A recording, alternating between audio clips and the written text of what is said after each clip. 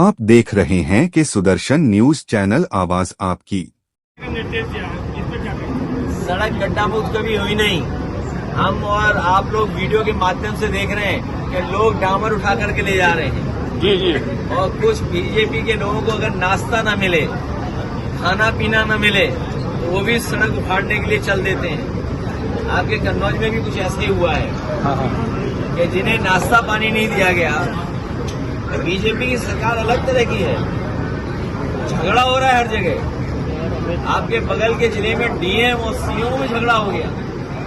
DM CMO में किस बात के लिए झगड़ा हुआ? उनके झगड़े में हमारे विधायक भी पड़ गए बीजेपी के। वो भी लेन देन को लेकर के न जाने क्या क्या शिकायतें हो रही हैं। बिजली विभाग, स्वास्थ्य विभाग में झगड़ा चल रहा है। हरदोई बगल के जिले में सोचिए, बिजली नहीं दे रहा है बिजली विभाग। मेडिकल कॉलेज में लोग पंखे से रह रहे हैं। सोचिए आप, मरीज आईसीयू में बिना बिजली के कैसे जीवित रहेंगे? बिजली नहीं आई एक जिले में, डायलिसिस हो रही थी, डायलिसिस से मर गया आदमी। सोचिए, आम आदमी गरीब डायलिसिस के लिए गया और बिजली न मिले और जिंदा मर गया। सोचिए, जान बचाने के लिए इलाज चल रहा था, बिजली विभाग में बिजली नहीं दी, जान चली गई। और स्वास्थ्य विभाग में ट्रांसफर ही नहीं हो रहे हैं क्योंकि वहाँ कुछ खबरें आ रही हैं अलग तरह की। वहाँ पर डायरेक्टर भाग गया।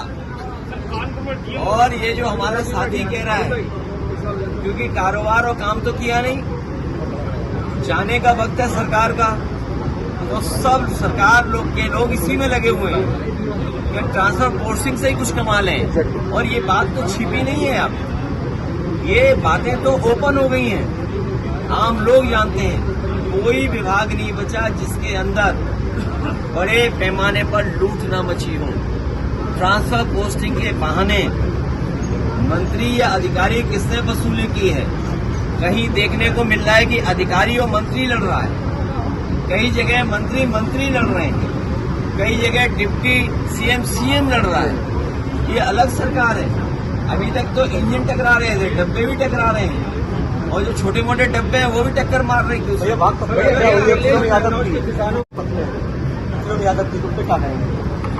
ये मुझे पूरी उसकी जानकारी नहीं है, लेकिन लॉ एंड ऑर्डर,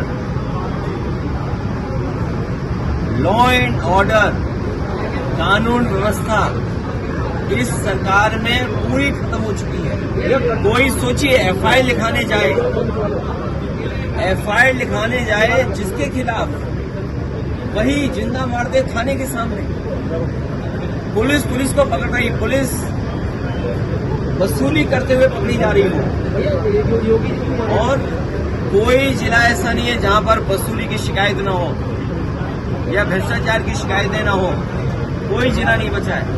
और फिर ये लोग तो कानून व्यवस्था पे कह रहे थे, कम से कम इन्हें टॉप 10 माफिया जिले के घोषित कर देते।